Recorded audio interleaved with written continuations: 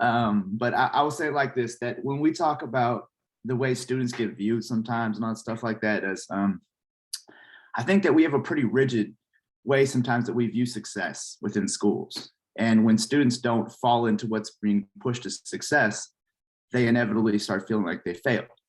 And how that can affect whole populations of students and affect the way that and even as educators, how we feel about the work we're doing with them when these students are failing by the paradigm that they've been presented with, And as I started, I've had the blessing of working at different grade levels all the way up until I finally got to high school. And, I spent time where I was dealing with 18 and 24-year-olds. And the older they get, and the more I get to realize that there is so many different pathways for when students should be able to feel like they've reached success and finding ways to find their own individual success as they move through the educational process. And, finding space to realign the priorities of what we do to acknowledging different forms of success instead of putting, we're at that time of year at high school, where so many 11th and 12th graders are getting sent to alternative education because they didn't succeed in our environments and that they couldn't be successful when so many different things in their development have been happening that are just not being, maybe deliverable or put into a metric of success. But I think that we need to be willing as educators to relook at what does it mean to see students who are succeeding and finding their ways toward the leadership, toward the self-development, to the ways that they impact their communities, to the ways that they support their friends and families, to the healthy relationships they're holding with all the people that are important to them.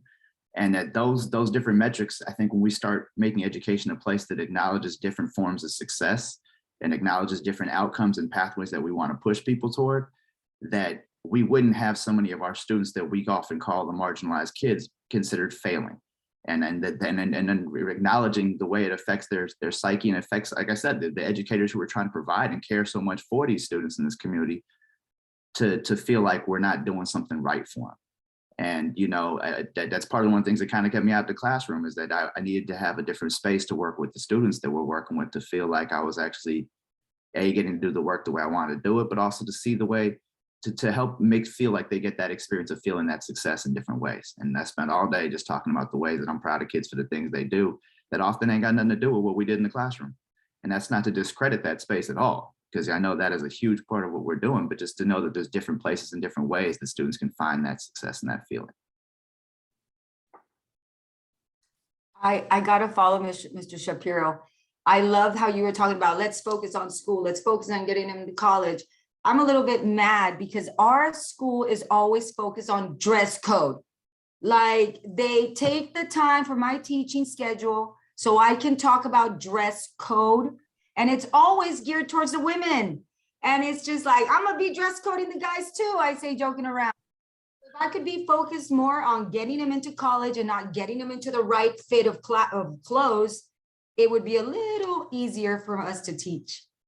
That was my gripe about that.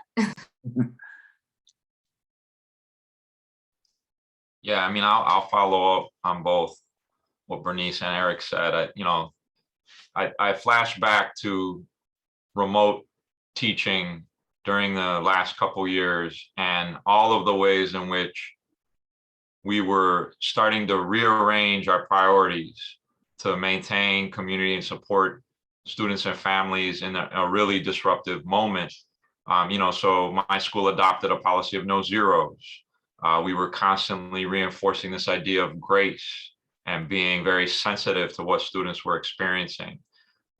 We did calls and check-ins to students and families that dealt with not, how's your kid, fucking up in my classroom, which is what dominates many of the teacher-parent discussions, and much more about like, hey, do you need help with rent?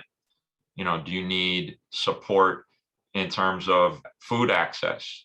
How's your medical issues? Like, I help students call doctors for their parents who were sick and scared because of their undocumented status and made sure they got the medicine that in some cases may have saved lives or at least, decreased suffering. So, those things were centered.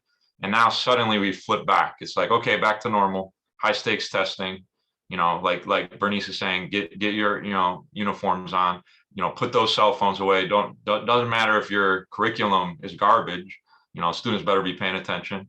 And, the schedule has to be this, almost, 200-year-old version of reality that doesn't really fit what people need. So I just think, there's a ton of work we need to do. Hallways now are suddenly the obsession of a lot of our efforts as a staff, get kids to class. And it's very police-like. Thank God we don't have police in our building and that our LSC voted them out, because, I had a student who had a severe oppositional disorder. Nobody was told about it. So, you were constantly getting into it with them, just asking them to go to class. And had we had that training and orientation, everybody would have been able to, really meet that child's needs. Instead, he was pushed out, and so there's a lot that I'm troubled by and kind of where we're headed. But there's a lot that I think we learned during this last 2 years that we should, bring back into our practice.